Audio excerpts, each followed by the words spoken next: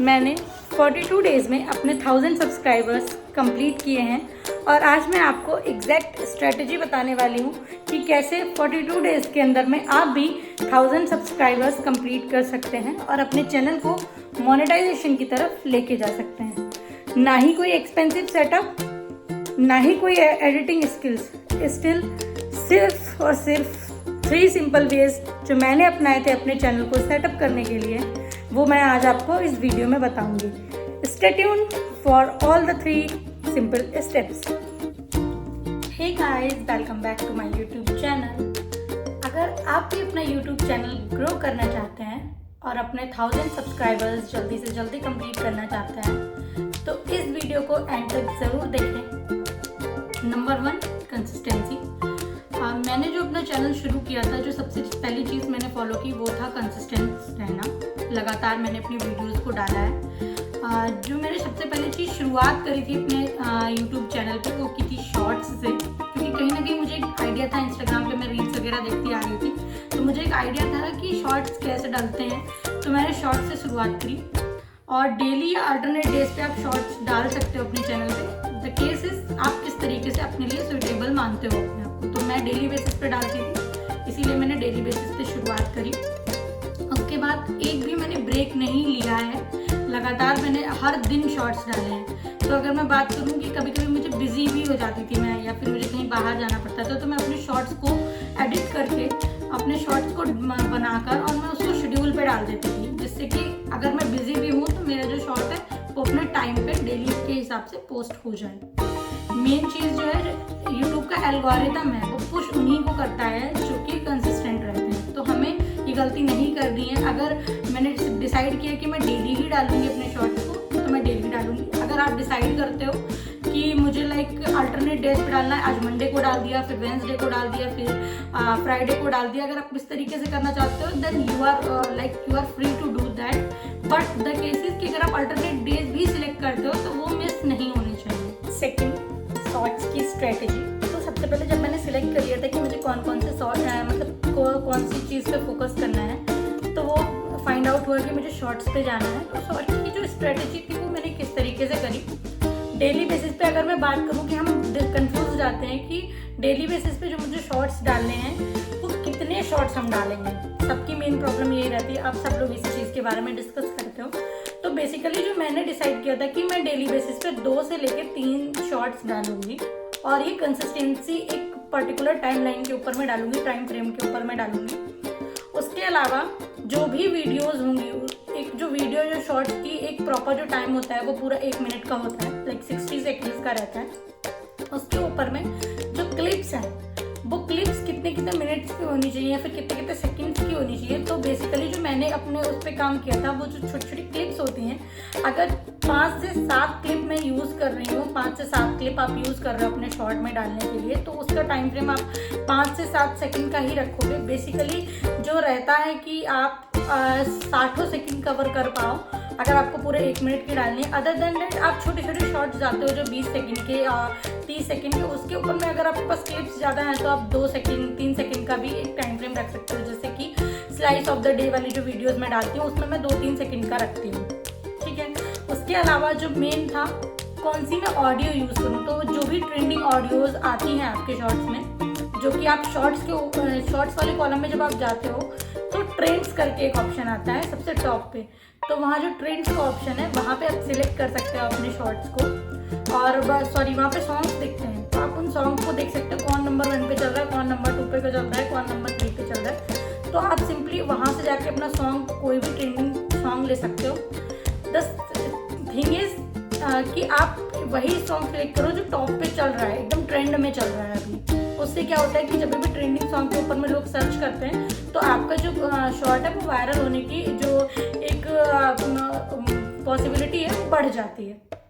साथ ही साथ एक जो मेन पावरफुल पॉइंट है, जो आपकी वीडियो का फर्स्ट हुक रहता है, जो शुरुआत में 2-3 सेकेंड्स रहते हैं, वो एकदम हमें पावरफुल रखना है, जिससे कि जैसे ही किसी की नज़र हमारी वीडियो के ऊपर पड़े, हमारी वीडियो जैसे ही चलना शुरू हो, तुरंत लोगों को एक इंटरेस्ट बन जाए कि यार क्या होने वाला है इस वीडियो में। ऐसा ना हो कि जो पहली क्लिप हमने लगाई वही बोरिंग है और उसी वजह से फिर लोग आगे की वो क्लिप को ना देखें। तो जो फर्स्ट जो 2-3 सेकंड होता है उसको हमें इतना पावरफुल रखना है, जो हुक मैं बोलती हूँ जिसको हुक पॉइंट, वो हमें इतना पावरफुल रखना है कि लोग उसको देखें और खुश हों। स्टेप 3 है smart content.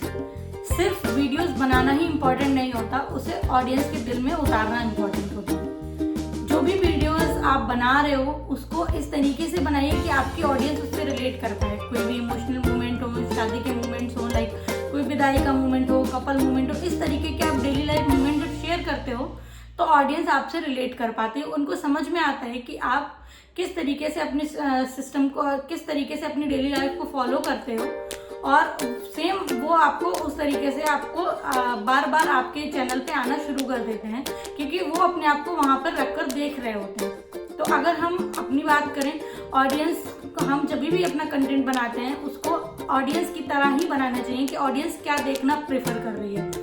As a mini blog content creator जो मुझे समझ में आता है कि जो मेरी ऑडियंस है उसे पसंद है मेरी डेली लाइफ के मोमेंट, मैं ऑफिस के बाद कहाँ गई, एक पूरे दिन का एक छोटा सा स्लाइस जो मैं एक टुकड़ों में उन्हें बता पाऊँ, इस तरीके के वीडियोस, इस तरीके के कंटेंट्स ऑडियंस मेरी पसंद करती है।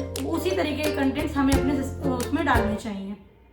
सिर्फ क्लिप्स डालकर, सॉन्ग्स डालकर अगर हम बना रहे हैं वीडियोस तो ऑडियंस उससे कभी भी रिलेट नहीं करेगी, और आपको कभी भी ऑडियंस उससे कभी भी आपको आगे अप्रोच नहीं मिल पाएगा ऑडियंस का, नहीं वो आपके सब्सक्राइबर्स में कन्वर्ट हो पाएंगे।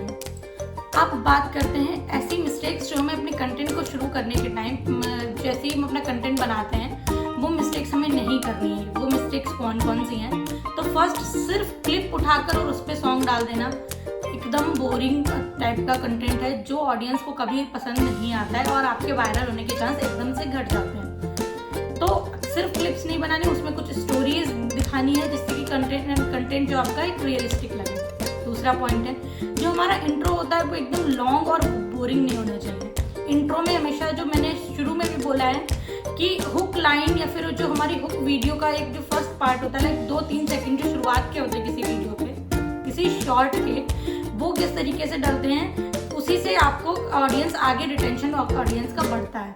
तो वो हुक कभी भी बोरिंग नहीं होना चाहिए, ठीक है। थर्ड पॉइंट आपका जो आता है, कभी भी हमें एक ऐसा सॉन्ग उठाकर अपनी वीडियो पे नहीं डालना चाहिए जो कि ऑडियंस कभी भी ट्रेंड में हुआ ही नहीं, जिसकी 2-4 ही क्लिप्स बनी हुई हैं पूरे यूट्यूब पे। ऐसे सॉन्ग को सिलेक्ट करने से बचना चाहिए अनटिल अनलेस वो आपके किसी भी वीडियो के पार्ट पे कनेक्ट ना करें। ट्राई करो कि ऐसे सॉन्ग्स को आप यूज ही ना करो। फिर आता है इनकंसिस्टेंसी वाला पार्ट। तो हमें कभी भी अपनी जो वीडियोस हैं वो लगातार डालनी होगी। कभी भी आपको अगर आपने सिलेक्ट किया डेली बेसिस पे, तो आपको डेली बेसिस पे वो वीडियोस बनानी है। अगर आपने डिसाइड किया कि मुझे अल्टरनेट डेज पे जाना है, तो आप अल्टरनेट डेज पे डालोगे अपनी वीडियोस को। वो वीडियोस कभी भी ऐसी नहीं होनी चाहिए कि आप डाल दिया, आज डाल दिया, फिर 2 दिन बाद डाल दिया, कभी कल ही डाल दिया। ऐसी रैंडम वीडियोस की पोस्टिंग से आपका जो एल्गोरिदम है, यूट्यूब का जो एल्गोरिदम है, वो कंफ्यूज होता है और आपके वायरल होने के चांसेस बहुत कम हो जाते हैं। लगातार अगर आप डालते रहते हैं वीडियोस, उसी की बेसिस पे ही आप अपने जो आपके ऑडियंस होगी उससे कनेक्ट करोगे, तभी ऑडियंस आपके पास में रुकेगी, आपके ब्लॉग्स को देखेगी, पसंद करेगी। और मैंने भी शुरुआत में यही मिस्टेक्स करी थी, कभी डाल रही थी, नहीं डाल रही थी, कोई भी सॉन्ग उठा के डाल दिया, कोई भी क्लिप्स डाल दिया, ऐसा नहीं होता। और जब मैंने ये चीज़ें करी तभी मुझे समझ में आया कि मेरी जो ग्रोथ है वो बहुत स्लो हो रही है।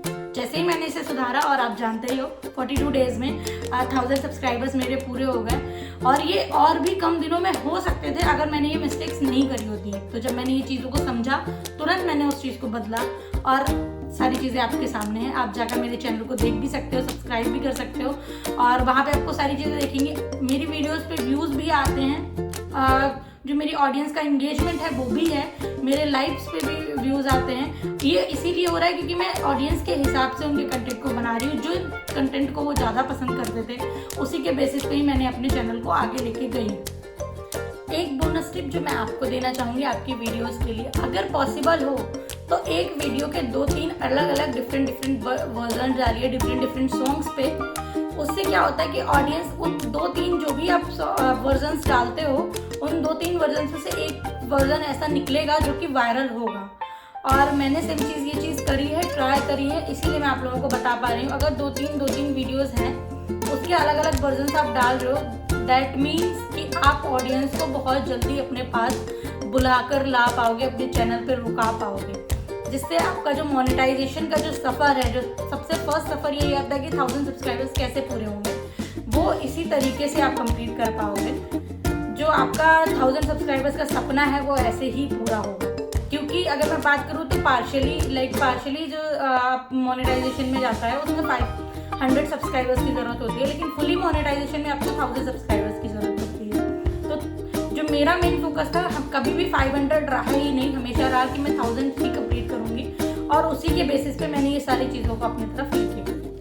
ऑनेस्टली फ्रेंड्स, मैंने जस्ट 42 डेज में अपने 1000 सब्सक्राइबर जिस तरीके से कंप्लीट किए हैं, वो सारे स्टेप्स मैंने आपको यहाँ पर बताए हुए हैं, और मैं चाहूँगी आप भी ये स्टेप्स फॉलो करें। सिंपल स्टेप्स हैं, बहुत ज़्यादा कोई कॉस्टली नहीं है, बहुत ज़्यादा आपको इसमें एडिटिंग नहीं करनी। सिंपल जो 2-3 चीज़ें जो मिस्टेक आप कर रहे हो उसको थोड़ा सा चेंज करना है, स्ट्रेटेजी वाइज करना है, और ये सारी चीज़ें आपके बेनिफिशियल ही रहेगा।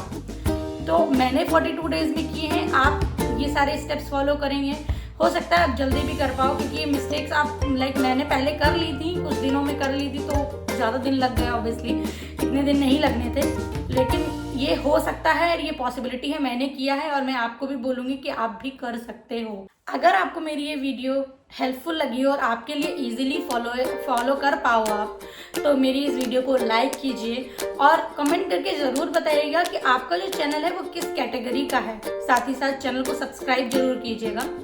एक लास्ट पॉइंट जो मैं आपसे कहना चाहती हूँ, मैं डेली शाम को 7 बजे लाइव आती हूँ, मेरी जो ऑडियंस है उनसे कनेक्ट करती हूँ, उनसे बातें करती हूँ, तो वहाँ भी हम ये सारे क्वेश्चंस और जो भी आपके इश्यूज़ हैं हम वहाँ भी सॉल्व कर सकते हैं। तो अगर आपको कोई भी इशू हो, कोई भी आप कुछ आपको क्वेश्चंस हों, तो आप वहाँ मुझसे पूछ सकते हैं। मैं डेली शाम को 7 बजे से रात 10 बजे तक लाइव आती हूँ 3 घंटे के लिए, तो यू आर फ्री, आप वहाँ मुझसे क्वेश्चंस कर सकते हो, और हम लोग वहाँ पे भी कनेक्ट इजीली कर पाएंगे। आप चैट्स के थ्रू हम लोग बात कर सकते हैं। नमस्ते, धन्यवाद, थैंक यू।